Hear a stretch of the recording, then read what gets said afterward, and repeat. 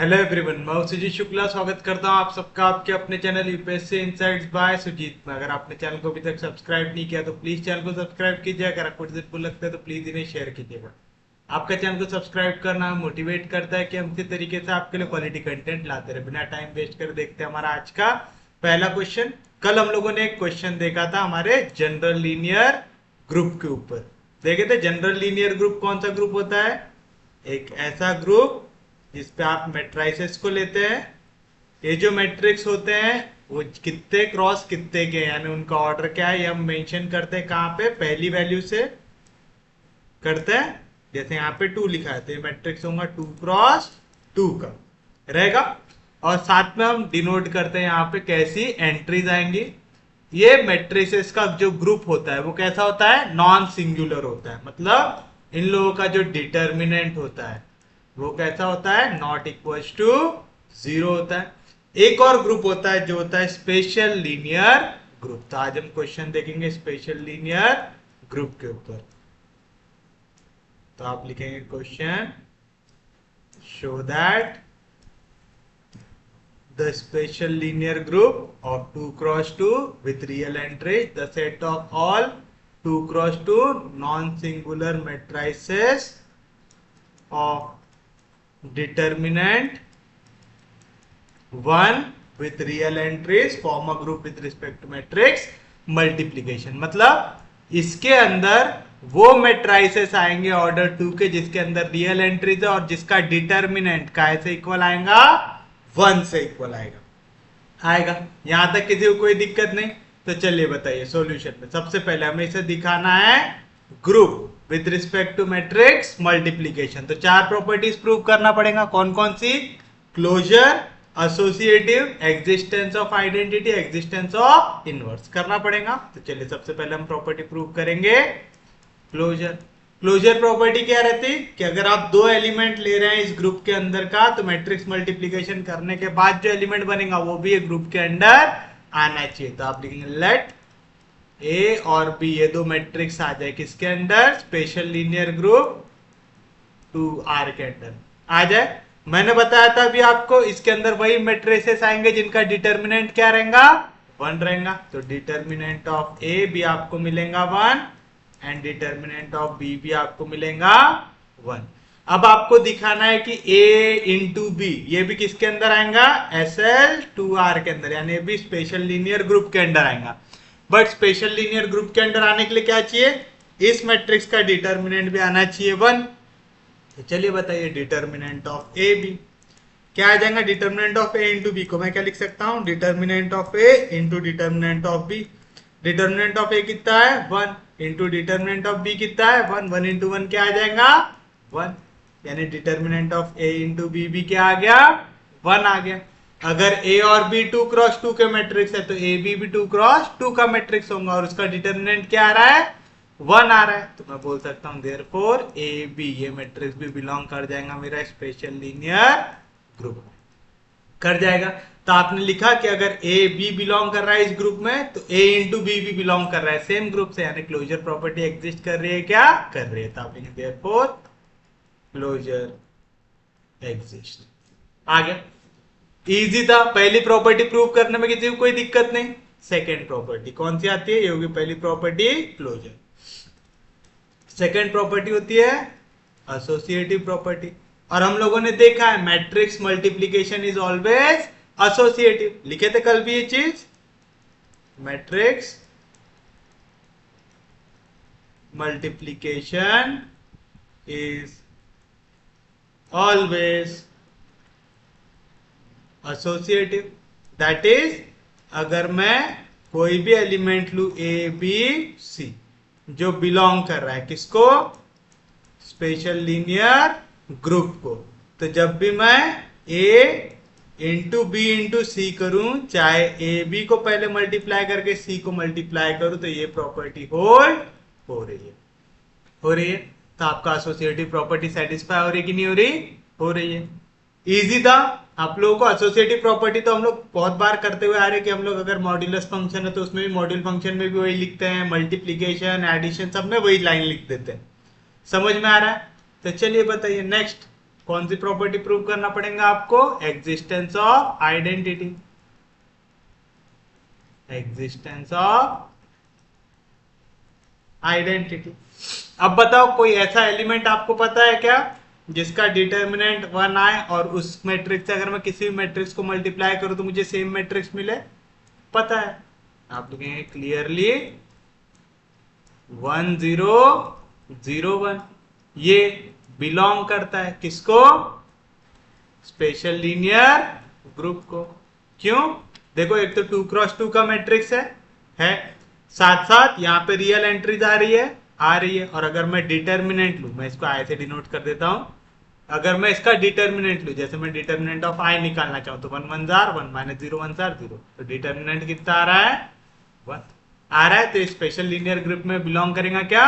करेगा। और मुझे पता है सच दैट कि अगर मैं किसी भी मैट्रिक्स को आई से मल्टीप्लाई करूं, चाहे पीछे से चाहे आगे से, चाहे पोस्ट मल्टीप्लाई करूं चाहे प्री मल्टीप्लाई करूं, आंसर मुझे मिलता है A. For every A belong to special linear group आ रहा है। तो आई मेरे लिए क्या हो गया? यहाँ पे आइडेंटिटी एलिमेंट हो गया था। आपको therefore I is identity element. कल जैसा देखा था सेम चीज अभी लिख रहे हैं बार बार, कुछ भी चेंज हो रहा है क्या उसमें? नहीं, कल के क्वेश्चन जैसा ही है, बस वहां पे डिटर्मिनेंट की वैल्यू 0 नहीं थी, यहाँ पे डिटर्मिनेंट की वैल्यू क्लियर कट 1 दी हुई है। और कुछ भी चेंज है क्या? नहीं। और लास्ट प्रॉपर्टी क्या प्रूव करना है आपको? एग्जिस्टेंस ऑफ इनवर्स, यानी हर एक एलिमेंट का इनवर्स एग्जिस्ट यहाँ पे करता है। अब इनवर्स एग्जिस्ट करता है कि नहीं करता है मुझे कैसे पता चलेगा? तो आप लिखेंगे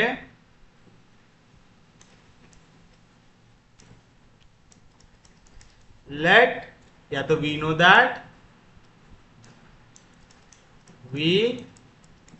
that for every A belonging to SL2R there exist A inverse such that कि A into A inverse equal होता है I से, जो इक्वल होता है A इनवर्स इंटू A से। हम लोगों ने देखा है क्योंकि A यहाँ पे क्या है? A is a non singular matrix है।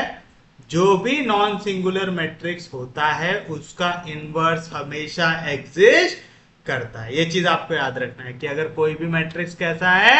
नॉन सिंगुलर है, मतलब उसके डिटर्मिनेंट की वैल्यू 0 नहीं है, तो उसका इनवर्स एग्जिस्ट करेगा। क्योंकि इनवर्स का फॉर्मूला क्या होता है? 1/mod(a) इंटू एडजॉइंट ऑफ ए। तो अगर मॉड ऑफ ए 0 आ जाए तब यहाँ पे इंफिनिटी बनता है, तो हम उसका इनवर्स नहीं निकाल सकते। लेकिन अगर मॉड ऑफ ए 0 नहीं है तो हम ए इनवर्स हमेशा फाइंड आउट कर सकते हैं। और यहाँ पे तो डिटर्मिनेंट की वैल्यू कैसी है? 1 है, नॉन जीरो है, यानी इसका इनवर्स एग्जिस्ट करेगा। अब मुझे बस देखना है ये जो इनवर्स है वो मेरे SL2R के अंदर आता है कि नहीं आता। SL2R के अंदर आने के लिए क्या कंडीशन चाहिए? कि उसका डिटर्मिनेंट क्या आना चाहिए? 1 आना चाहिए। तो चलिए इसे सॉल्व कर लेते हैं। हमको क्या पता है? A into A inverse equal दिया हुआ है I से, लगा दो डिटर्मिनेंट, तो determinant of A into A inverse का I से इक्वल आ जाएगा डिटर्मिनेंट ऑफ I से। डिटर्मिनेंट ऑफ ए बी क्या रहता? Determinant of A into determinant of B. Determinant of I कितना होता है? 1। ए का भी डिटर्मिनेंट कितना दिया हुआ है? 1, क्योंकि ए किसका एलिमेंट है? स्पेशल लीनियर ग्रुप का। और स्पेशल लीनियर ग्रुप के अंदर वही एलिमेंट आते हैं जिनका डिटर्मिनेंट क्या होता है? 1।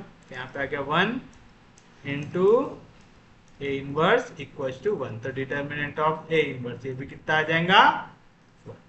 आएगा। तो since A belongs to SL2R, this implies determinant of A will be 1।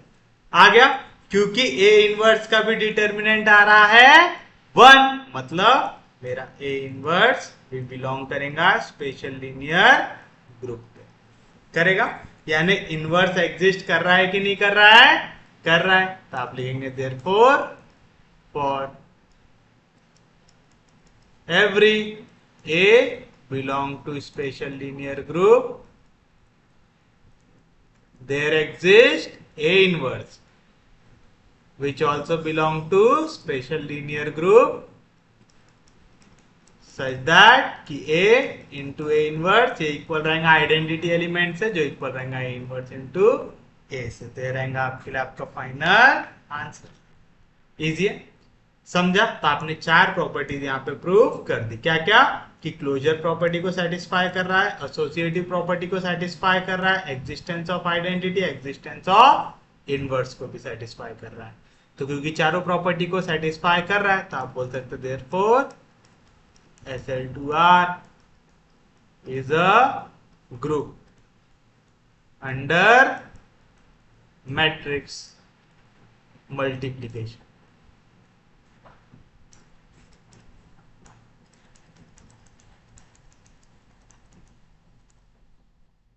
Easy है, समझा पक्के में? किसी को कोई दिक्कत नहीं, कोई डाउट नहीं, समझा ना पक्के में? तो चलिए अब हम देखते हैं हमारा next question.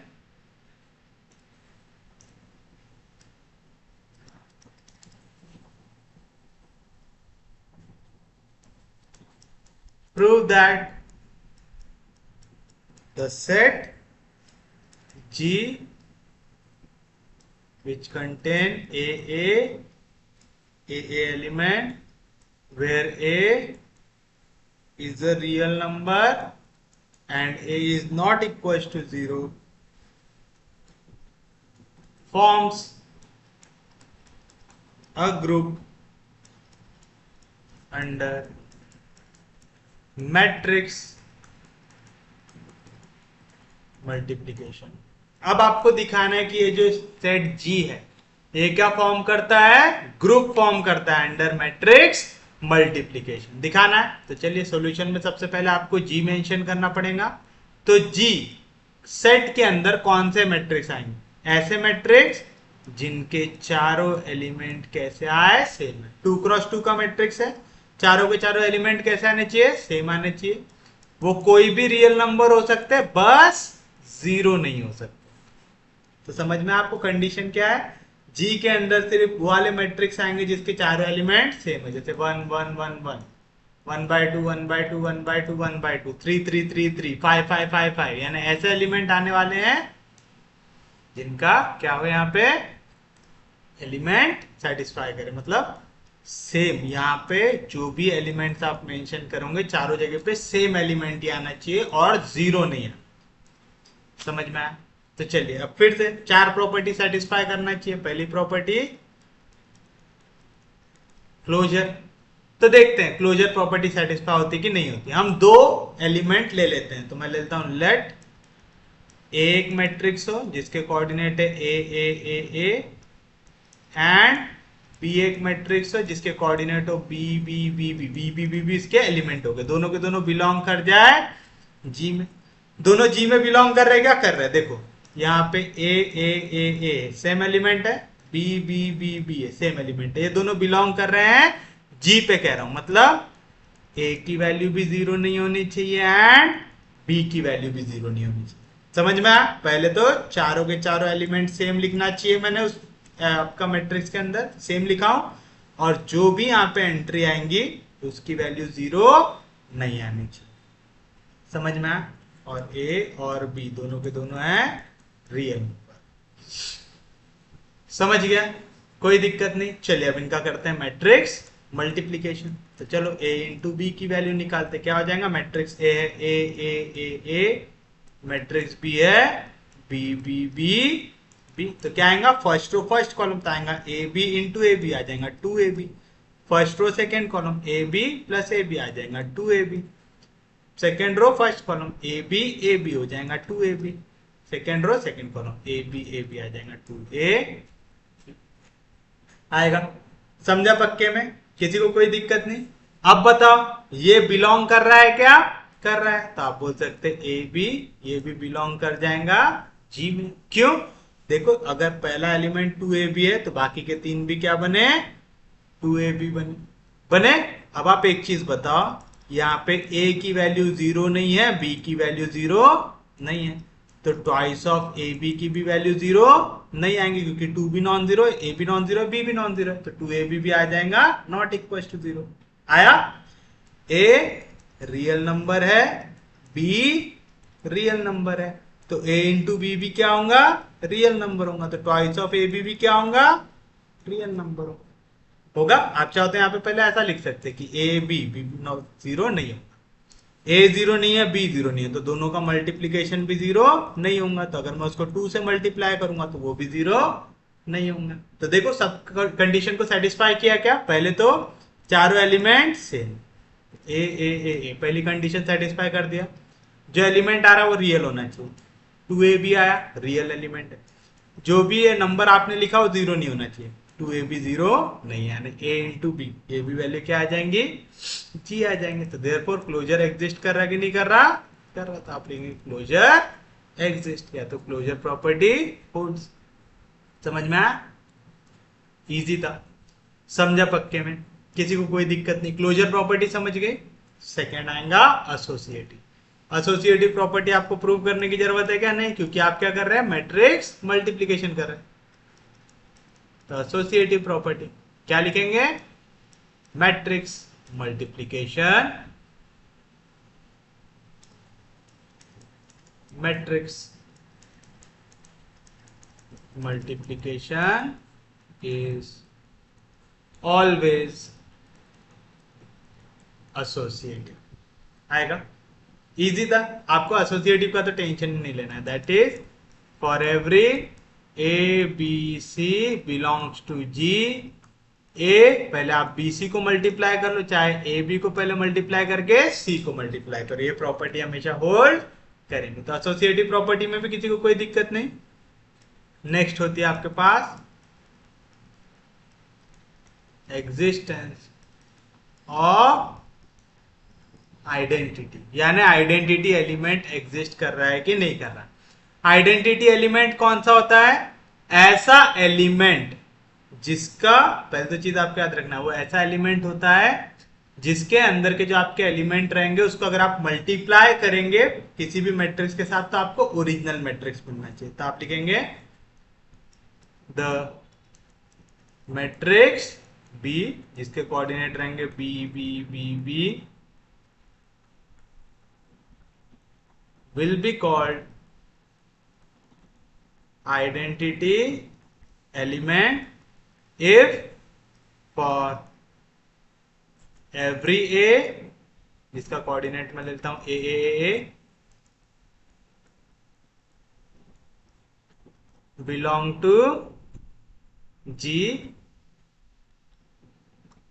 A into B, ये इक्वल रहेगा B इंटू ए से, और इसका आंसर इक्वल आना चाहिए A से, आना चाहिए। हम लोगों ने पढ़ा था ना कि E को आप आइडेंटिटी एलिमेंट कब कहते हैं, जब for every A belong to G, A star E, ये इक्वल आना चाहिए E स्टार A से, और इसका आंसर इक्वल आना चाहिए A से।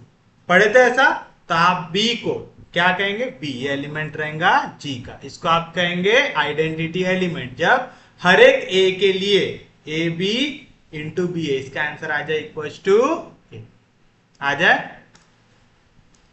दैट इज इफ, यानी आप B को कब कहेंगे, ए की जगह क्या एलिमेंट है, ए, B की जगह क्या एलिमेंट है, बी बी बी बी, ये इक्वल आ जाए A से, यानी ए, ये इक्वल आ जाए B से, यानी B B B B into A, that is if first row first column A into B A B, A into B A B plus A B 2ab, ये इक्वल आ जाए ए से, ये इक्वल आ जाए B into A B into A B A, तो B A plus B A 2ba। अच्छा आप एक चीज बताओ, मैं 2ba लिखूं चाहे 2ab लिखूं, कोई फर्क पड़ता क्या, नहीं पड़ता। मैं 2 इंटू 3 इंटू 6 लिखूं चाहे 2 इंटू 6 इंटू 3 लिखूं, दोनों का आंसर हमेशा सेम आता है, तो ये दोनों वैल्यू कैसे रहने वाली है, इक्वल रहने वाली है।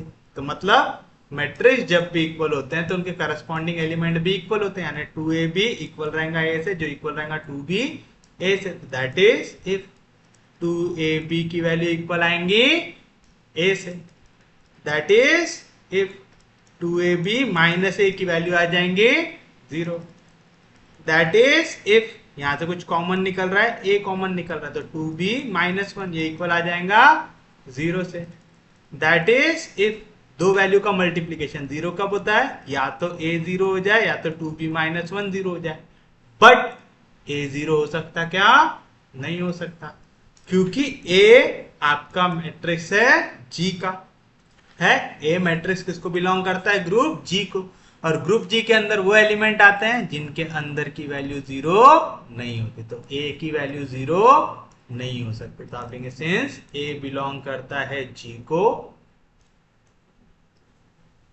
सिंस ए जिसकी वैल्यू है ए ये बिलोंग करता है जी को, तो ए की वैल्यू 0 नहीं हो सकती। तो दैट इज इफ 2b-1 की वैल्यू आएंगी 0।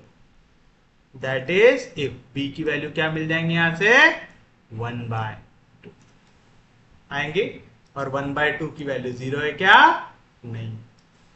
तो आप लिखेंगे देयरफॉर b जिसकी वैल्यू है b यानी 1/2 1/2 1/2 1/2, ये एलिमेंट बिलोंग करता है g का, इज द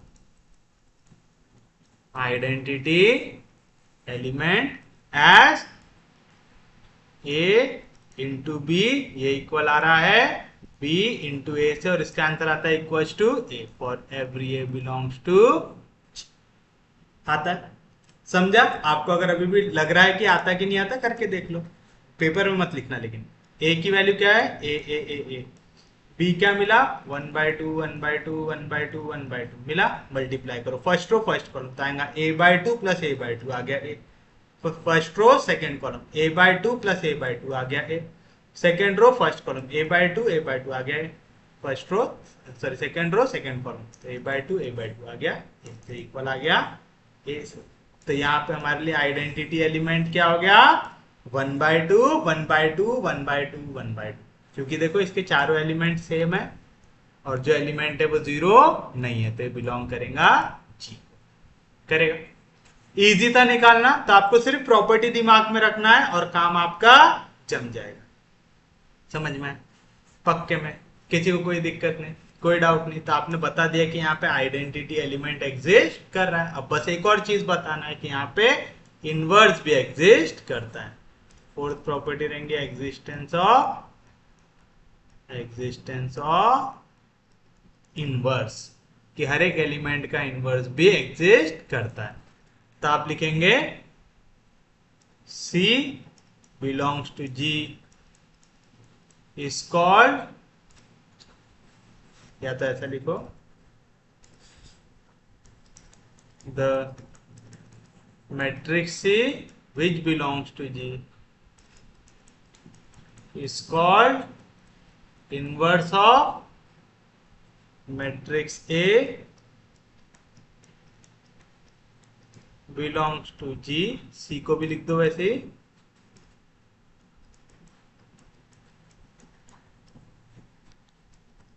इफ क्या कंडीशन रहती कि आप किसी भी एग्जिस्टेंस ऑफ इनवर्स क्या रहता, A इंटू ए इनवर्स, ये आना चाहिए I से इक्वल, है ना। I क्या रहना चाहिए, आइडेंटिटी एलिमेंट। यहाँ पे आइडेंटिटी एलिमेंट क्या है, 1/2 1/2 1/2 1/2 है ऐसा। तो ये चीज समझ में आ रही है ना। अगर ऐसे में दिक्कत आ रही है ना, तो ई के टर्म्स में याद रखना कि ए इनवर्स को आप इनवर्स ऑफ ए कब कहते हैं, जब ए स्टार ए इनवर्स ये इक्वल रहता है ए इनवर्स स्टार ए से, और इसका आंसर इक्वल आता है ई से, जहां पे ई क्या होता है, आइडेंटिटी एलिमेंट होता है। तो आप ये मैट्रिक्स सी को इनवर्स कब कहेंगे, जब आप ए स्टार की जगह क्या है, मैट्रिक्स मल्टीप्लीकेशन, ए इनवर्स की जगह आपने क्या लिखा, सी, ये इक्वल आना चाहिए आइडेंटिटी एलिमेंट से। आइडेंटिटी एलिमेंट क्या से डिनोट किया मैंने, बी से, ये इक्वल आना चाहिए सी इंटू ए से। दैट इज इफ ए क्या है, ए इंटू सी क्या है, सी, ये इक्वल आना चाहिए क्या से, बी से, आइडेंटिटी एलिमेंट। तो आ गया 1/2 1/2 1/2 1/2, और ऐसा यहाँ पर अगर मेंशन करना तो ये भी मेंशन कर दो, where B is identity element है। बी क्या है हमारे लिए? आइडेंटिटी एलिमेंट है। ये इक्वल आएगा सी, सी इंटू ए, ए से करो मैट्रिक्स मल्टीप्लीकेशन। अब तो आ ही गया होगा, तो that is it. First row first column, A into C A C, A into C A C two A C, same चीज पूरा सेम आएगा, two A C two A C two A C. ये equal आएगा 1/2 1/2 1/2 1/2 से, जो equal आएगा सी ए हो जाएगा 2CA 2CA 2CA 2CA 2CA। आ रहा है? कोई दिक्कत नहीं, कोई डाउट नहीं। और मुझे एक चीज पता है कि मैं चाहे सी को ए से मल्टीप्लाई करूं, चाहे ए को सी से मल्टीप्लाई करूं, आंसर सेम होता है। अगर ऐसा नहीं लिखना तो आप पहले ऐसा लिख सकते हैं कि ए को सी से मल्टीप्लाई करूं, ये इक्वल रहता है सी को ए से मल्टीप्लाई करो तो 2AC इक्वल रहेगा 2C AC रहेगा। अगर दो मैट्रिक्स इक्वल है तो उसके करस्पॉन्डिंग एलिमेंट भी इक्वल होने चाहिए, तो दैट इज 2AC की वैल्यू क्या आनी चाहिए? 1/2 आनी चाहिए। मतलब C की वैल्यू क्या आनी चाहिए? 1/2, 2 4A। तो आप लिखेंगे देयरफॉर C की वैल्यू आएंगी 1/4A एंड एज ए की वैल्यू 0 नहीं है, क्योंकि ए एलिमेंट है आपका ग्रुप के अंडर का, तो आपका सी की वैल्यू भी 0 नहीं हो। समझा पक्के में? या तो आप इसको ऐसे लिख सकते हैं, which is not equal to 0 as A is not 0। 1/4 into A है, ए अगर 0 हो गया तभी इसकी वैल्यू कुछ घपला मार सकती, लेकिन यहाँ पे ए की वैल्यू 0 नहीं है, तो आपका ये वैल्यू भी 0 नहीं आएगी। समझा पक्के में? तो C की वैल्यू आपको क्या मिली? 1/4A। तो आप लिखेंगे देयरफॉर फॉर एवरी A, जिसकी वैल्यू कुछ इस तरीके से ए जो बिलोंग करता है आपके G से, देयर एग्जिस्ट कौन सा एलिमेंट? C, जिसकी वैल्यू है C और C की वैल्यू आपने क्या लिखा ली? 1/4A।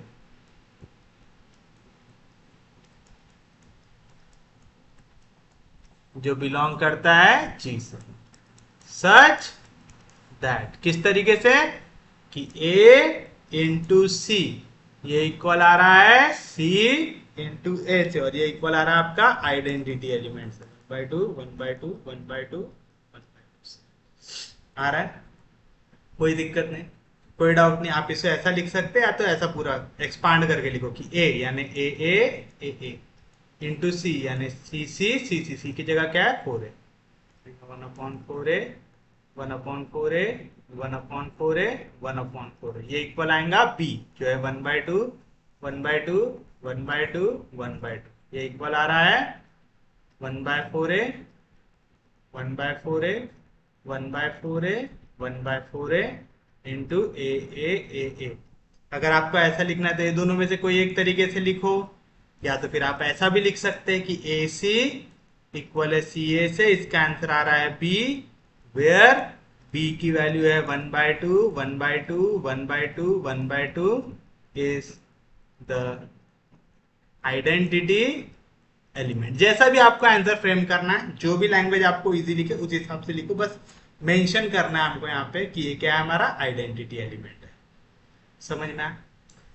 तो ये कैसे लिखे समझा? एग्जिस्टेंस ऑफ इनवर्स कैसे प्रूव किया। अब ये मत समझना यहाँ पे कि 1001 क्यों नहीं आया, क्योंकि 1001 ये एलिमेंट G के अंदर आ ही नहीं सकते। क्यों? G के अंदर वही सेट आएंगे, वही आपके मैट्रिक्स आएंगे जिनके चारों एलिमेंट कैसे हो? इक्वल हो, और जिनमें 0 ना आए। समझ में आया पक्के में? किसी को कोई दिक्कत नहीं, कोई डाउट नहीं? समझा यहाँ तक? चलिए अब हम देखते हैं हमारा नेक्स्ट क्वेश्चन। अच्छा, इसका फाइनल आंसर तो लिखो। तो आप लिखेंगे therefore the set G forms a group under matrix multiplication। आएगा? कोई दिक्कत नहीं, कोई डाउट नहीं? समझा सबको? नेक्स्ट लिखिए।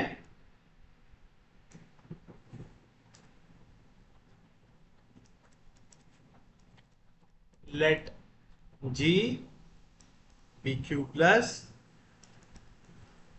is a group under given composition A star B equals to AB by 3 for every A comma B belongs to G. Then find the identity element and inverse of. आपसे कह रहा है कि G जो set है positive rational number का, ये group दिया हुआ है आपको इस कंपोजिशन के अंदर, यानी ये फॉर्मूला लगा के आप तो आपको स्टार कंपोजिशन में ए बी बाय 3 ये आपको ग्रुप दिया हुआ है। आपको बोल रहा है अगर ये ग्रुप है तो आप इसका आइडेंटिटी एलिमेंट निकालो और एलिमेंट का इनवर्स निकाल के बताओ कि क्या आंसर आएगा। तो ठीक है, ये ग्रुप दिया हुआ है मतलब क्लोजर भी सेटिस्फाई करेगा, एसोसिएटिव भी सेटिस्फाई करेगा, वहां पे आइडेंटिटी एलिमेंट भी आएगा, इनवर्स भी आएगा। तो आपसे पूछ रहा है आएगा ना इनवर्स और आइडेंटिटी, तो निकाल के बताओ कि क्या आएगा। तो आप पहली चीज यही लिखेंगे सॉल्यूशन में, here G is a group under the composition A star B equals to AB by 3 for every AB belongs to, आएगा ऐसा। अच्छा, अगर ये ग्रुप है तो ग्रुप है तो क्या क्या प्रॉपर्टी सेटिस्फाई करेगा? पहला क्लोजर प्रॉपर्टी को सेटिस्फाई करेगा, दूसरा एसोसिएटिव प्रॉपर्टी को सेटिस्फाई करेगा, तीसरा एग्जिस्टेंस ऑफ आइडेंटिटी रहेगा और चौथा एग्जिस्टेंस ऑफ इनवर्स रहेगा। तो आप लिखेंगे as G is a group, therefore there exists an element E which belongs to G such that, किस तरीके से कि आप अगर A स्टार E निकालो चाहे E स्टार A निकालो, इसका आंसर का ऐसे इक्वल आएगा A से, for every A belongs to G। समझा ये चीज आपको? हम कह रहे हैं कि अगर ये एलिमेंट है आपका ग्रुप दिया हुआ है, ग्रुप दिया हुआ है अंडर दिस कंपोजिशन दिया हुआ है, तो अगर ये ग्रुप है तो associative property, composition sorry closure, existence of inverse, existence of identity सबको सेटिस्फाई करेगा।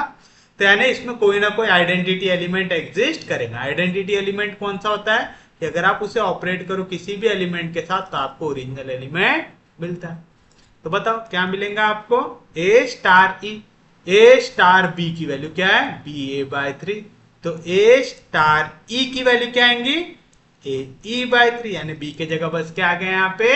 ई आ गया, ये इक्वल रहेगा ए से। ई स्टार ए की वैल्यू क्या आएंगी? ई ए बाय 3, समझा ना? ए स्टार बी की वैल्यू है ए बी बाय 3। अब मैं काय की निकाल रहा हूं? ई स्टार ए की निकाल रहा हूं, तो ए की जगह है ई, तो ए की जगह आ गया ए, बी की जगह आया ए, तो बी की जगह आ गया ए, डिवाइड हो गया 3 से।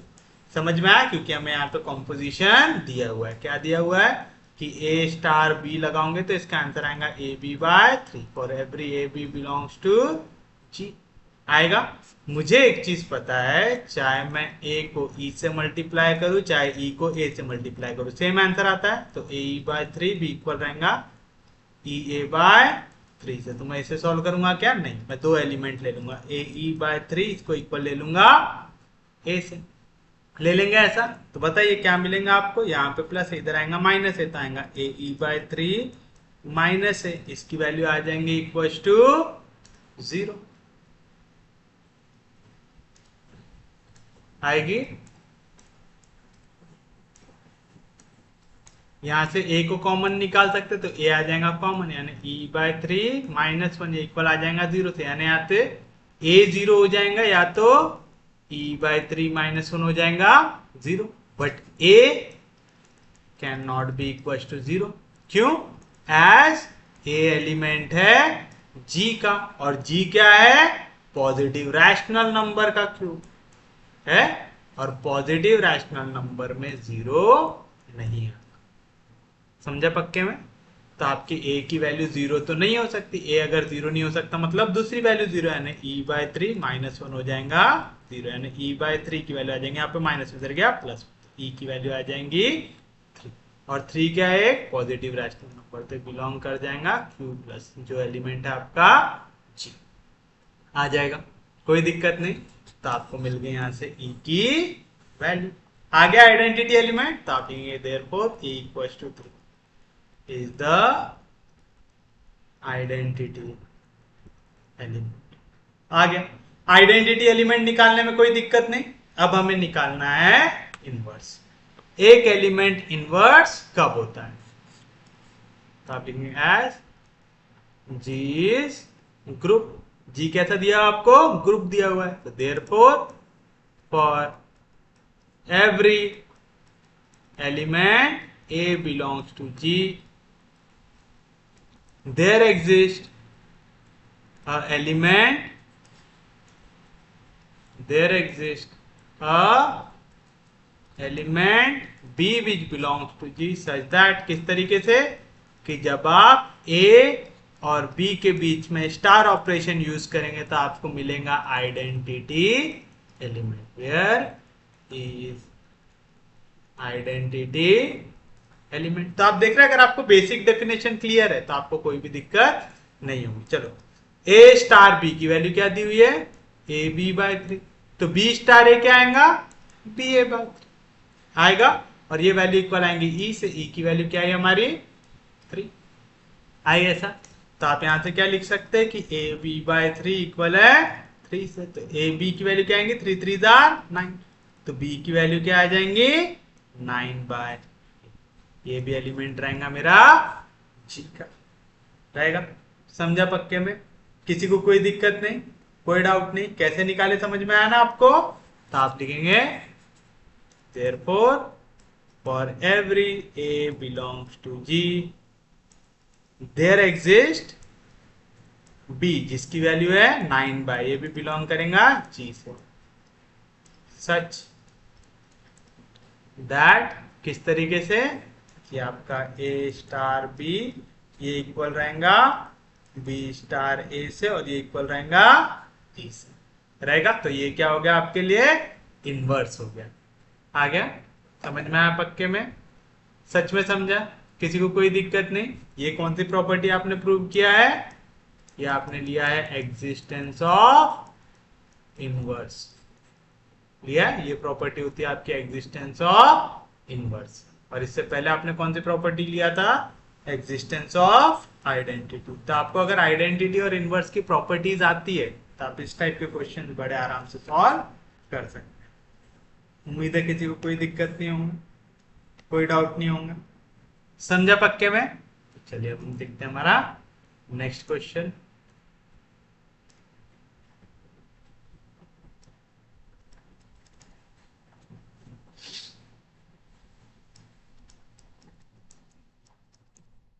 Prove that G set of rational number -1 such that A star B जिसकी वैल्यू है A plus B minus A B forms an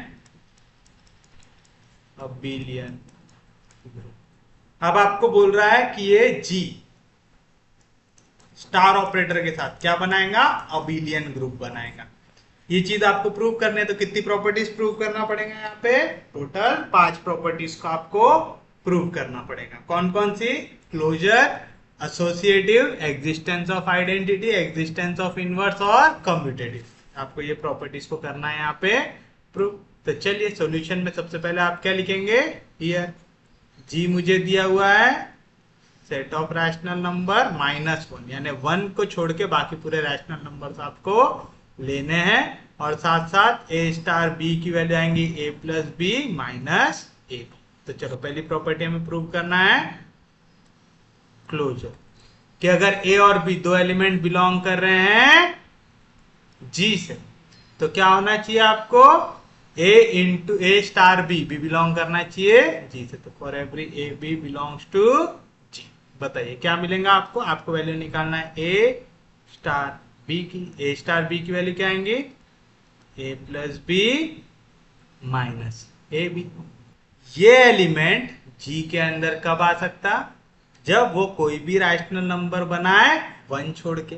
अब हम ये इसको डायरेक्टली प्रूव कर सकते क्या, नहीं कर सकते। तो आप लिखेंगे let if possible A plus B minus A B की वैल्यू हो जाए वन, यानी जो वैल्यू नहीं हो सकती, क्योंकि क्यू के अंदर तो इनफाइनाइट नंबर ऑफ वैल्यूज आएंगे, क्या पूरी की पूरी चेक करते बैठेंगे क्या, नहीं। तो जो वैल्यू नहीं हो सकती उसको उठा लो। कौन सी वैल्यू नहीं हो सकती, वन नहीं हो सकती। तो मैंने लिखा अगर पॉसिबल हो तो A plus B minus A B की वैल्यू क्या हो जाए, वन हो जाए। अगर ये वैल्यू वन हो गई तो आपको क्या मिलेगा, A minus A B plus B और यहां से माइनस वन, इसकी वैल्यू आ जाएंगे इक्वल टू जीरो। सबको एक साथ ला लिए। अब देखो यहाँ पे भी ए है, यहाँ पे भी ए को निकाल लो कॉमन, तो बचेगा वन माइनस बी। अब देखो यहाँ पे बी है, वन है, मुझे चाहिए वन माइनस बी, तो मैं यहाँ से माइनस वन को निकाल लूंगा कॉमन, तो माइनस वन बाहर निकला, था यहाँ से क्या बचेगा, one minus B.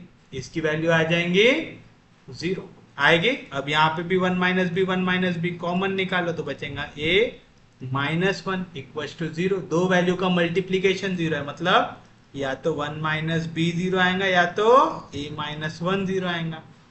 That is या तो बी की वैल्यू वन आएंगी या तो ए की वैल्यू वन आएंगी। बट ए और बी किसके एलिमेंट है, जी के।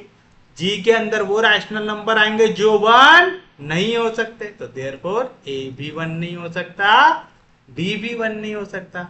ए और बी की वैल्यू वन आपको कब मिली, जब आपने इसको सॉल्व किया, मतलब that is A plus B minus A B, ये भी वन नहीं हो सकता, क्योंकि अगर आपने इसको सॉल्व किया तो आपको ए और बी की वैल्यू क्या मिल रही, वन मिल रही। ए और बी वन नहीं हो सकता, मतलब ये वैल्यू भी वन नहीं हो सकता, तो that is A plus B minus A B. काय की वैल्यू है ए स्टार बी की, तो ए स्टार बी भी वन नहीं हो सकता। और जो भी वैल्यू वन नहीं होंगी वो किसको बिलोंग कर जाएंगी, जी। आप देखेंगे therefore for every A B belongs to G, A star B also belongs to G, therefore closure exist. तो समझा, जब भी ऐसा क्वेश्चन आए जहां पे अभी आगे सॉल्व हो ही नहीं रहा था, तो कैसे करेंगे, आप दिमाग लगाएंगे कि हाँ यहाँ पे Q के अंदर तो इनफाइनाइट नंबर ऑफ टर्म्स आ सकती है, बस वन नहीं होना चाहिए, क्योंकि यहाँ पे G की वैल्यू दिया है Q माइनस वन, यानी वन नहीं होना चाहिए। तो जो नहीं होना चाहिए वही लेके सॉल्व करो, आपका आंसर मिल जाएगा। समझा, तो क्लोजर प्रॉपर्टी तो हमने आराम से सॉल्व कर ली। नेक्स्ट आता है आपके लिए एसोसिएटिव प्रॉपर्टी। बताइए एसोसिएटिव प्रॉपर्टी क्या रहती, for every A B C belongs to G. हम पहले सॉल्व करेंगे A star B star C को करेंगे। अब आप बताइए यहां पे हमने ए स्टार बी की वैल्यू क्या ली है, ए स्टार बी मुझे दिया हुआ है A plus B minus A B.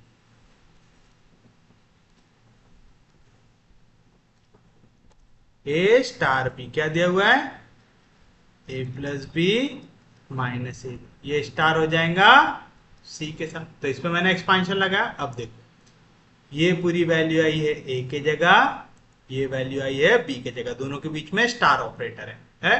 तो बताओ ए स्टार बी की वैल्यू क्या आती, ए क्या है, A plus B minus A B है, ये हो गया ए। फिर उसके बाद प्लस बी, तो आ गया प्लस बी, बी की जगह कौन है, सी है, minus A into B, A की जगह क्या है, A plus B minus A B, और बी की जगह क्या है, सी। तो समझा आपको क्या किया मैंने, बस ब्रैकेट को ओपन कर दिया, तो क्या मिलेगा, A plus B minus A B plus C, bracket जाएगा ओपन, तो आएगा minus A minus B plus A B into C. तो यार सी को तो मल्टीप्लाई नहीं किया हमने, ए के साथ भी सी, बी के साथ भी सी, और ए बी सी हो जाएगा। होगा कुछ कट रहा है क्या यहाँ पे, कटता हुआ तो दिख नहीं रहा है ना। तो चलो एक साथ पहले सिंगल वाली वैल्यू लिख लेते हैं, ए बी और सी सिंगल में, तो आ गया A plus B plus C, फिर minus A B minus B C minus A C plus A B C, ये आगे value A star B star C आ गई ना। अब हम वैल्यू निकालेंगे A star B star C की, निकालेंगे तो आ जाएगा ए स्टार। पहले सॉल्व करेंगे बी स्टार सी, तो ए के जगह आ गया बी, बी के जगह आ गया सी, तो आएगा ए प्लस बी यानी आ जाएगा B plus minus A B यानी बी सी आ गया।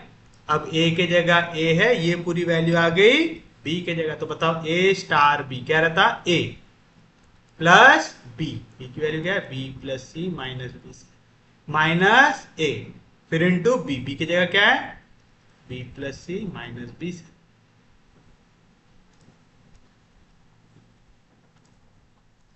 तो क्या मिलेगा a plus B plus C minus B C, bracket होगा ओपन, तो minus A into B minus A into C minus A C minus into minus plus A B C. तो क्या मिला a plus B plus C minus A B minus B C minus A C plus A B मिला। तो आपने same operator को अलग अलग तरीके से लगाया तो भी आपको सेम वैल्यू मिल रही है, पहले दो पे लगाने पे भी और आखिरी दो पे लगाने पे भी। तो आप बोल सकते therefore for every A B C belongs to G, क्या मिला मुझे A star B star C, इसकी वैल्यू आई A plus B plus C, A plus B plus C minus A B minus B C minus A C minus A B minus B minus A C plus A B C plus A B C, यानी दोनों value आ रही है equal. तो therefore associative property follow कर रही है, क्या कर रही है, तो एसोसिएटिव प्रॉपर्टी होल्ड्स। आ गया एसोसिएटिव भी आपने प्रूव कर दिया। अब नेक्स्ट आता है एग्जिस्टेंस ऑफ आइडेंटिटी, मतलब आइडेंटिटी एलिमेंट एग्जिस्ट करता है। आइडेंटिटी एलिमेंट क्या रहता है ई रहता है, तो आप लिखेंगे element E which belongs to G is called identity element if for every A belongs to G A star E, ये इक्वल रहेगा E स्टार A से, और इसका आंसर आता है इक्वल टू A। आता है ऐसा, that is if A star E की वैल्यू क्या आएंगी, हमने अभी देखा था, क्या देखा था कि ए स्टार बी की वैल्यू क्या आती है। अब यहाँ पे ए के जगह ए है, बी के जगह ई है, तो आ जाएगा ए प्लस ई माइनस ए आएगा, तो A plus E minus A, ये इक्वल आएगा ए से, जो इक्वल रहेगा ई स्टार ए से, ई स्टार ए की वैल्यू क्या आएंगी ई प्लस ए माइनस ई आएगा। तो सिंस ए इंटू ई लू चाहे ई इंटू ए लू, दोनों सेम रहते थे, यानी दोनों वैल्यू सेम है तो मुझे इसमें एक ही चीज सॉल्व करने की जरूरत है, दैट इज इफ। और चाहे ए प्लस ई लू चाहे ई प्लस ए लू, दोनों की वैल्यू कैसे आती सेम आती, तो मुझे दोनों साइड सॉल्व करने की जरूरत है क्या, नहीं सिर्फ एक। तो A plus E minus A, ये इक्वल आ जाएगा ए से, दैट इज इट। यहाँ पे प्लस इधर जाएगा माइनस ए कैंसिल, ई को निकालो कॉमन, तो ई इंटू 1 माइनस ए, इसका आंसर आ जाएगा 0, दैट इज इट। समझा ना, ये ए हो गया कैंसिल, यहाँ से ई बचा था, ई को कॉमन निकालते हैं, तो ई की वैल्यू हो जाएंगी 0, या तो 1 माइनस ए आएगा 0, यानी ए की वैल्यू क्या आ जाएंगी 1। बट ए किसका एलिमेंट है जी का, तो उसकी वैल्यू 1 हो सकती क्या, नहीं हो सकती। But A can not be equal to 1 as A element है जी का, मतलब ई की वैल्यू क्या आ जाएंगी 0 आ जाएंगी, और 0 ये बिलोंग करता है जी करता है, क्योंकि वो रैशनल नंबर है अदर देन 1। आ रहा है समझा पक्के में, तो आप लिखेंगे देयरफॉर, या तो आप लिखेंगे as there exists E equals to 0 which belongs to G such that किस तरीके से, क्या कंडीशन रहती है हमारी आइडेंटिटी एलिमेंट के लिए, सच दैट ए स्टार ई ये इक्वल है ई स्टार ए से, जो इक्वल है ए से for every A belongs to G, therefore E equals to 0 is the identity element. कैसे निकाला आइडेंटिटी एलिमेंट, समझा सबको, इजी है, किसी को कोई दिक्कत नहीं। अब हमारे को नेक्स्ट प्रॉपर्टी क्या प्रूव करना है, existence of inverse. The existence of inverse यानी हर एलिमेंट के लिए कोई ना कोई इनवर्स एग्जिस्ट करेगा। तो आप लिखेंगे एलिमेंट बी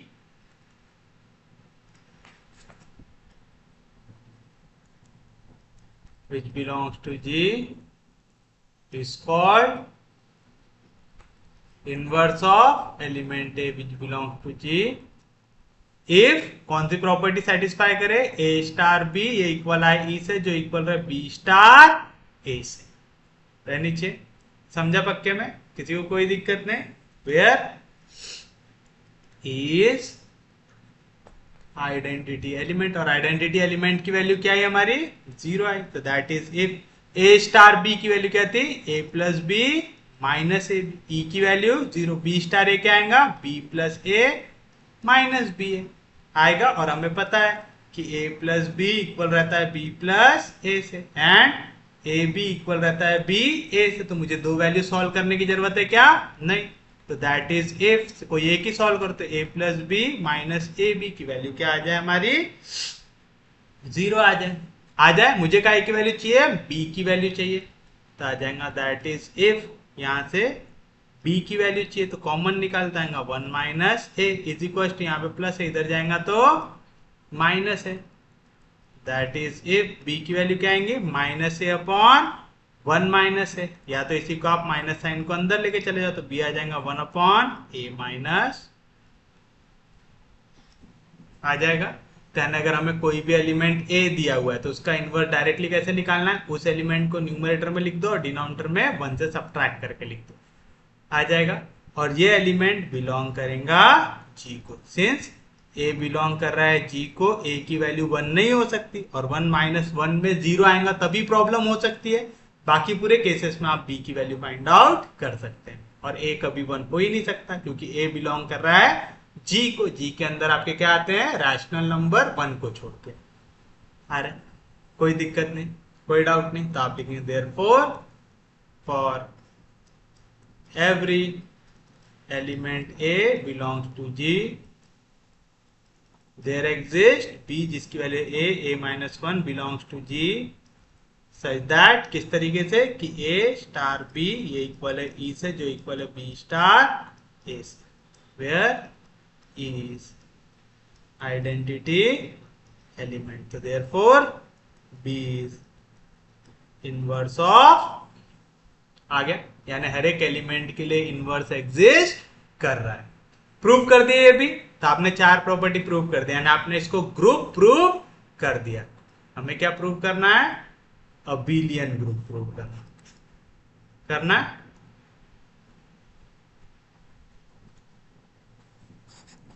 तो लास्ट प्रॉपर्टी आपको प्रूव करना पड़ेगा,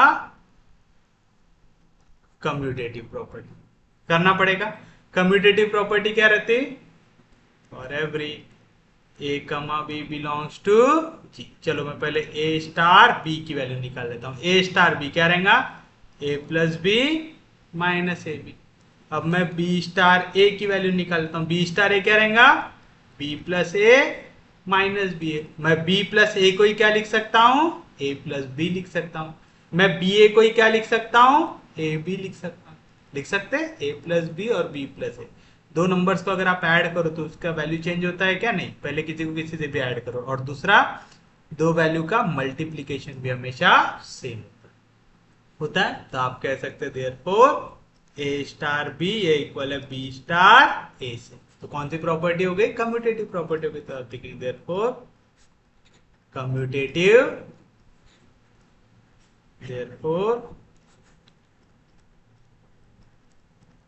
कम्यूटेटिव property holds।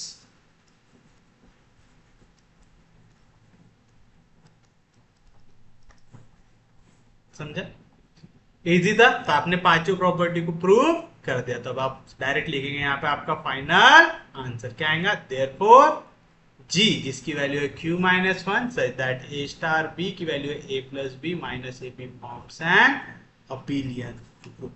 और ये रहेगा आपके लिए आपका फाइनल आंसर। तो उम्मीद है आपको वाला क्वेश्चन अच्छे से समझ में आऊंगा। इस क्वेश्चन में किसी को कोई भी दिक्कत होनी नहीं चाहिए। एक क्वेश्चन होमवर्क ले लो तो आप देखते हैं आपको समझ में आया है कि नहीं आया है टॉपिक। होमवर्क लिख लीजिए आपके लिए। जी ये इक्वल है जेड से is a group under operation is a group under operation a star b equals to a plus b plus 1 for every element a b belongs to integers, then prove that identity element E इसकी value आती है -1 and inverse of ए इसकी value आती है -2 -a। देखिए ये answer आता है कि नहीं आता। हम देखते हैं हमारा next question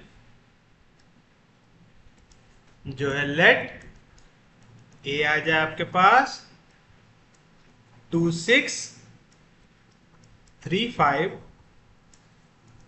find a inverse in GL2 set of integers। चलिए आपको बोल रहा है ए एलिमेंट आपको दिया हुआ मैट्रिक्स ए दिया हुआ है 2 6 3 5।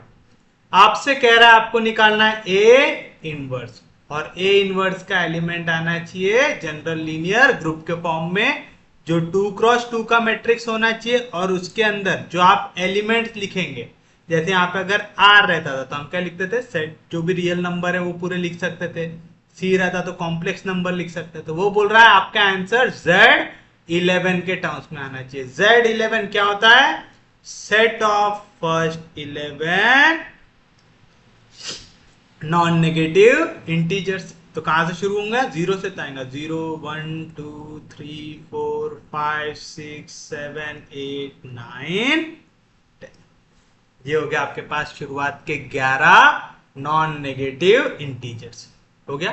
तो आपका जो ए इनवर्स है उसका जो भी आंसर होगा वो ये नंबर के टर्म्स में ही आना चाहिए। इसको छोड़ के आप और कोई भी नंबर लिख सकते क्या, उनमें नहीं लिख सकते। तो चलिए सबसे पहले मुझे निकालना पड़ेगा, अगर मुझे इनवर्स निकालना है we know that A inverse की वैल्यू क्या रहती है 1 determinant of A into adjoint of A, जहां पे डिटर्मिनेंट ऑफ ए की वैल्यू 0 नहीं होनी चाहिए क्योंकि ये जनरल लीनियर ग्रुप का एलिमेंट है तो इसका डिटर्मिनेंट 0 नहीं चाहेगा। तो चलिए डिटर्मिनेंट ऑफ ए निकालते, क्या आएगा डिटर्मिनेंट ऑफ 2 6 3 5 तो आएगा 5 2s are 10 minus 6 3s are 18। 10 में से 18 गया तो कितना बचेगा आपके पास -8 बचेगा। अब आप बताओ यहाँ पे जो नंबर्स आपके पास प्रेजेंट है, ठीक है, आपको सिर्फ आंसर में ये एलिमेंट दिखना चाहिए 0 से लेके 10 तक। -8 इसका एलिमेंट है क्या, नहीं। समझ में आया? तो आप यहाँ पे -8 यूज कर सकते क्या, नहीं यूज कर सकते। अच्छा बताओ यहाँ पे टोटल कितने एलिमेंट है 11। तो मैं क्या करूंगा इस पे 11 को कर दूंगा ऐड तो मेरा आंसर आ जाएगा मॉड 11 के टर्म्स में। समझ में आया? यहाँ पे 11 टर्म्स है तो सबसे आसान तरीका है याद रखने का, यहाँ पे मैं क्या करूंगा 11 को कर दूंगा ऐड, यानी 11 के मल्टीपल से ऐड करते जाओ। समझ में आ रहा है? क्योंकि हम लोगों ने पढ़ा था ना कि आप डिविडेंड को लिख सकते हैं division into quotient plus remainder के टर्म्स में लिख सकते हैं ऐसा। तो हम हमेशा है ना यहाँ पे 11 के मल्टीपल, क्योंकि हम मॉड 11 यूज कर रहे हैं, हम हमेशा इस पे रिमाइंडर पे फोकस करते हैं। तो हमारा ये जो आंसर आ जाएगा, ये अब क्या आ जाएगा, देखो -8 + 11, ये आ जाएगा 3। और ये आंसर किसके टर्म्स में आया, मॉड 11 के टर्म्स में। मैंने ये क्यों किया, मुझे यहाँ पे दिया हुआ आपको जनरल लीनियर ग्रुप में आंसर लिखना है, और यहाँ पे जितने भी एलिमेंट्स आएंगे वो Z11 के ही आना चाहिए, इनको छोड़ के आप एक भी एलिमेंट यूज नहीं कर सकते। डिटर्मिनेंट की वैल्यू आई -8, -8 यहाँ पे बन सकता है क्या, नहीं बन सकता। तो मुझे -8 को 0 से लेके 10 के बीच में कन्वर्ट करना है, और मॉड्यूलस फंक्शन में कन्वर्ट करने के लिए सबसे आसान तरीका क्या होता है, आप 11 के मल्टीपल से ऐड कर दें, क्योंकि वाला नंबर सिर्फ 11 से ही आ सकता था, तो मैंने +11 कर दिया। यहाँ पे अगर -18 होता तो मैं यहाँ पे 11 का मल्टीपल 22 ऐड करता। समझ में आ रहा है, पक्के में समझा। तो ये क्वेश्चन में सिर्फ ये वाला पार्ट हार्ड है, और कुछ भी हार्ड है क्या, नहीं। तो चलो अब हम निकालेंगे adjoint of A. Adjoint of A 2 cross 2 में कैसे निकालते, डायगोनल एलिमेंट को चेंज कर दो, 2 के जगह 5, 5 के जगह 2। नॉन डायगोनल एलिमेंट के साइन को चेंज कर दो, आएगा -6 -3। आ गया। फिर से प्रॉब्लम आ गई, क्या 5 और 2 तो मेरा यहाँ पे प्रेजेंट है, लेकिन -6 -3 प्रेजेंट है क्या, नहीं है। तो मैं क्या करूंगा, वहां पे 11 ऐड कर दूंगा, कर देंगे, समझा पक्के में। तो आंसर क्या में आ जाएगा, मॉड 11 के टर्म्स में आ जाएगा। आएगा तो क्या मिलेगा मुझे, 5, 11 में से 6 गया तो बचेगा 5, 11 में से 3 गया तो बचेगा 8। यहाँ पे आ गया, आ गया आंसर किसके टर्म्स में आया, ये मॉड 11 के टर्म्स में। मतलब ये एलिमेंट्स ही दिखने चाहिए वहां पे। इजी कंसेप्ट पकड़ो, बहुत ज्यादा डिटेल में जाने की कोशिश करोगे तो गड़बड़ हो सकती है, ठीक है। एक बार कंसेप्ट पकड़ने की कोशिश करो, क्या मेथड अप्लाई करना है वो मेथड एक बार पकड़ लो, तो आपके क्वेश्चन में आपको कोई दिक्कत नहीं होगी। समझ में आया, पक्के में समझा, सच में समझा। अब बताइए आपको क्या पता है, ए इनवर्स की वैल्यू होती है 1/mod of A. Mod of A कितना आया, 3 into adjoint of A. Adjoint of A कितना है, 5 5 8 2 आया। अब देखो यहाँ पे डिवीजन में 3 है, 1/3। मेरा यहाँ पे कोई भी एलिमेंट है क्या, नहीं। आपके पास 11 एलिमेंट है 0 से लेके 10 तक, उसको छोड़ के आप 1/3 भी यूज कर सकते क्या, नहीं यूज कर सकते। अब आप 1/3 को भी मॉड में कन्वर्ट करेंगे। सबसे आसान तरीका क्या रहता, ax = 1, ये फॉर्मूला याद रखो, ठीक है। क्या याद रखना, ax = 1। मुझे यहाँ पे 3 को हटाना है डिवीजन से, हटाना है तो मैं ले लूंगा 3 × x = 1। मतलब अब मुझे x की ऐसी वैल्यू चाहिए जिसको अगर मैं 3 से मल्टीप्लाई करूं तो मुझे रिमाइंडर क्या मिलना चाहिए, 1। किसके टर्म्स में, मॉड 11 के टर्म्स में। अब बताओ मैं 11 से कौन से नंबर को डिवाइड करूं तो मुझे रिमाइंडर मिलता है 1। तो अगर मैं यहाँ पे x के जगह 1 रखूं, 3 1 3, ये ट्रायल एंड एरर से निकालना पड़ता है। 3 को डिवाइड करूंगा 11 से तो आंसर क्या आएगा, 3। काम जमेगा नहीं। 2 रखूंगा तो 3 2 6, नहीं जमेगा। 3 3 9। x के जगह अगर मैं 4 रखूंगा तो 3 4 क्या आएगा, 12। 12 को अगर मैं डिवाइड करूंगा 11 से तो रिमाइंडर कितना आएगा, 1 आएगा। आएगा यानी यहाँ पे x के जगह मुझे क्या रखना पड़ रहा है, 4। तो 3 × 4 आ जाएगा 12। जैसे डिवाइड करूंगा यानी मॉड 11 लगाऊंगा तो आंसर क्या आ जाएगा, 1 आ जाएगा। मतलब मुझे यहाँ पे x की वैल्यू क्या चाहिए, 4 चाहिए। तो मैं इसे ही लिख सकता हूँ 4 × 5 5 8 2। आंसर किसके टर्म्स में, मॉड 11। मॉड 11 में आप 1/3 को रिप्लेस कर सकते हैं 4 से। समझ में आते हैं, मॉड का कन्वर्जन लगा रहे हैं हम लोग। जब भी डिवीजन में वैल्यू है तो आपको लगाना है ax = 1। ए क्या रहता है, वो वैल्यू जिसको आपको हटाना है, क्योंकि हमें 1/3 हटाना था, यहाँ पे 1/3 = x था। हमें ऐसा नंबर ढूंढना है जो इक्विवेलेंट हो 1/3 से। समझो ax = 1 क्यों लगा है, हमें ऐसा नंबर ढूंढना है मॉड 11 में जो इक्विवेलेंट हो 1/3 से चाहिए ऐसा, तो यहाँ पे 3 डिवीजन में इधर जाएंगे मल्टीप्लीकेशन में 3x की वैल्यू आनी चाहिए 1, कौन से सिस्टम में, मॉड 11 में आनी चाहिए। तो अब हम x की वैल्यू ढूंढ रहे हैं, समझ में आया, ax इक्वल टू 1 क्यों यूज कर रहे हैं, क्योंकि हमें यहाँ पे 1/3 को रिप्लेस करना है 1/3, हमें x एक ऐसा वैल्यू चाहिए जो 1/3 के इक्विवेलेंट हो हमारे मॉड सिस्टम। और कैसे करते, आपने x के जगह अलग अलग वैल्यू पुट करके देखी, ये मल्टीप्लाई करते जाएंगे, जैसे 3 4 12 आया, 12 को जैसे मैं डिवाइड करूंगा 11 से रिमाइंडर बचेगा 1, तो सेटिस्फाई कर रहा है इक्वेशन को, कर रहा है। बताइए 4 को अंदर लेके जाइए तो आएगा 4 5 20, 4 5 20, 4 8 32, 4 2 8 आएगा ऐसा। ये आंसर आया है आपका। ये आंसर चल सकता है क्या, नहीं चल सकता, क्यों,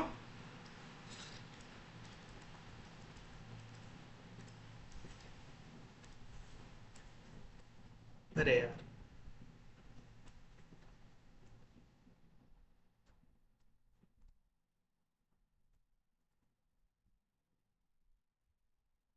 ए इनवर्स का ये आंसर है, ये आंसर चल सकता है क्या, नहीं।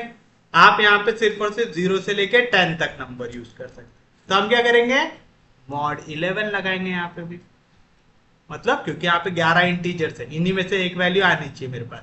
तो चलिए मॉड 11 लगाएंगे, 11 से डिवाइड करो 20 को, तो क्या आएगा, 11 से डिवाइड करेंगे 20 को तो रिमाइंडर आएगा 9, 11 1 11 आएगा, 20 में से 11 गया तो बचा 9, यहाँ पे भी आ गया 9। 11 से डिवाइड करो 32 को, तो 11 2 22, 32 में से 22 गया तो रिमाइंडर बचेगा 10, और 8 तो ऑलरेडी है आपका, तो ए इनवर्स की वैल्यू क्या आएंगी 9 9 10 8, और ये आंसर आ गया आपका Z11 के टर्म्स में। आ गया, समझा पक्के में, किसी को कोई दिक्कत नहीं, कोई डाउट नहीं। तो क्वेश्चन थोड़ा सा ट्रिकी है, क्योंकि हम लोग जनरली ऐसे क्वेश्चन सॉल्व करते नहीं है, बट उम्मीद है आपको समझ में आऊंगा। पहला तो मॉड सिस्टम लगाना है, मॉड 11 ही क्यों लगा रहे हैं, क्योंकि देखो आप यहाँ पे जितने नंबर्स प्रेजेंट है ना, उनको अगर आप 11 से डिवाइड करेंगे तो सेम रिमाइंडर देता है, दे रहा है। अब इसके बाद 11 आएगा, 11 को जैसे ही मैं डिवाइड करूंगा 11 से रिमाइंडर क्या आ जाएगा 0, 12 को जैसे ही मैं डिवाइड करूंगा 11 से रिमाइंडर क्या आ जाएगा 1, यानी आगे के भी जितने नंबर है वो मैं इसके टर्म्स में आगे मेंशन कर सकता हूं, करके मैंने इसको काय में कन्वर्ट किया, मॉड 11 में कन्वर्ट किया, ताकि मैं आगे के नंबर्स को भी इसके टर्म्स में कन्वर्ट कर सकूं। समझा मॉड 11 ही क्यों लगा, इजी है, समझा सबको। एक और क्वेश्चन देख लेते इसके ऊपर,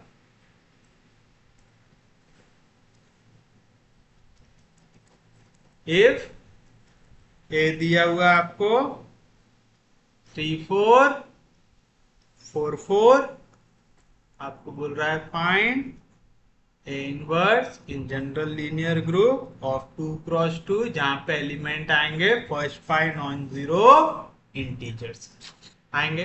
तो सॉल्यूशन में आपके पास ए दिया हुआ है 3 4 4 दिया हुआ है,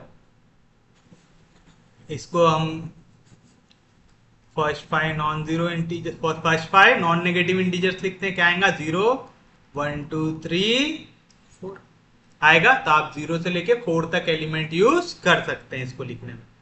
तो चलिए बताइए क्या करेंगे हम यहाँ पे इसे, सबसे पहले आप लिखेंगे वी नो दैट, क्या पता है आपको, ए इनवर्स की वैल्यू होती है 1 upon mod of A into adjoint of A, जहां पे मॉड ऑफ ए की वैल्यू 0 नहीं होनी चाहिए। समझा पक्के में। तो हम सबसे पहले निकालेंगे डिटर्मिनेंट ऑफ ए की वैल्यू, कैसे निकालेंगे, डिटर्मिनेंट निकालो 3 4 4 4 का तो 3 4 12 माइनस 4 4 16, तो क्या है आंसर -4। आपके पास यहाँ पे जितने नंबर है उसमें कहीं पे भी -4 दिख रहा है क्या, नहीं। तो आप यहाँ पे अब देखो Z5 है, तो मैं इसे कन्वर्ट करूंगा मॉड 5 में, क्यों, जैसे ही मैं मॉड 5 में इसे कन्वर्ट कर देता हूं, मेरा जो क्वेश्चन है ये आपके जैसे यहाँ पे 5 नंबर होता, नेक्स्ट अगर रहता मेरे को 5 रिप्रेजेंट करना है, 5 को डिवाइड करो 5 से, रिमाइंडर क्या बचा 0। 6 होता, 6 को डिवाइड करो 5 से, रिमाइंडर क्या बचा 1। तो आप आगे के पूरे नंबर्स को भी एक लीनियर तरीके से इस पे मेंशन कर सकते हैं। तो जैसे मुझे अब -4 को कन्वर्ट करना है, -4 पे मैं क्या ऐड कर दूंगा, 5 ऐड कर दूंगा, तो -4 + 5 आ जाएगा 1। आ गया। तो मैं -4 को ही मॉड 5 में लिख सकता हूँ 1, लिख सकता हूँ। समझा पक्के में? इजी है, समझ रहा है ना? किसी को भी कोई दिक्कत नहीं, कोई डाउट नहीं? चलिए बताइए। उसके बाद आप क्या करेंगे, मॉड ऑफ ए तो मिल गया मुझे, अब मैं निकालूंगा adjoint of A. Adjoint of A कैसे निकालते हैं, नॉन डायगोनल एलिमेंट के साइन चेंज, डायगोनल एलिमेंट की पोजीशन चेंज। तो 3 4 के जगह 4 3, 4 4 के जगह -4 -4 आ गया। बट बताओ -4 चलता है क्या? नहीं, तो यहाँ पे ऐड 5 कर देंगे, तो आ जाएगा -4 + 5 हो जाएगा 1, -4 + 5 हो जाएगा 1। कौन से इसमें लेके आए आप इसे, मॉड 5 के टर्म्स में लेके आए। समझा पक्के में? किसी को कोई दिक्कत नहीं, कोई डाउट नहीं? ये चीज समझ रहा है ना आपको पक्के में कि हम कैसे निकाल रहे हैं यहाँ पे -4 कैसे लिख रहे हैं? अगर मैं 5 से डिवाइड करता हूं, पकड़ लो 6 को, आएगा। तो अगर मैं 5 2 जार लगा दूं तो क्या आएगा, 10। रिमाइंडर कितना बचा, -4। मैं 5 को डिवाइड कर रहा हूं 6 से, मैं लिख रहा हूं 5 1 जार 5, रिमाइंडर कितना आ रहा है 1। तो आप देख रहे हैं -4 इज इक्विवेलेंट टू 1। तो जब भी रिमाइंडर नेगेटिव होता है करके हम 5 के फैक्टर को ऐड करते हैं, क्योंकि हमने डिवीजन बड़ा लगा दिया हो। समझ में आया पक्के में? तो कंसेप्ट समझते हुए चलिए, आपको दिक्कत नहीं आएंगी इसमें। समझा क्यों किया ऐसा है, समझ रहा है ना? मैं यहाँ पे ऐड 5 क्यों कर रहा हूँ, क्योंकि मैंने यहाँ पे 5 2 जार 10 लगाऊंगा तब -4 मिला हूँ। मुझे 5 1 जार 5 लगाना चाहिए था, तो रिमाइंडर क्या मिलता था, दोनों केस में रिमाइंडर कैसे आ रहे हैं, सेम। समझा पक्के में? तो चलिए बताइए अब क्या मिलेगा आपको। ए इनवर्स की वैल्यू होती है 1/mod of A, mod of A is 1 into adjoint of A 1 4। तो इसका आंसर आ जाएगा 4 1 1 3। तो this is your final answer. किसके टर्म्स में आए, Z5 के टर्म्स में आ गया। इजी है, समझा पक्के में? किसी को भी इसमें कोई दिक्कत होनी नहीं चाहिए। और इसी के साथ हमारा आज का लेक्चर होता है समाप्त। उम्मीद है आपका आज का लेक्चर समझ में आया होगा। अगर आपको लेक्चर समझ में आ रहे, यूजफुल लग रहे, तो प्लीज चैनल को सब्सक्राइब कीजिए, वीडियो को शेयर कर दीजिए। सबसे इंपॉर्टेंट चीज, पढ़ते रहिए, रिवाइज करते रहिए। हम लोग मिलेंगे कल, तब तक के लिए take care, have a nice day.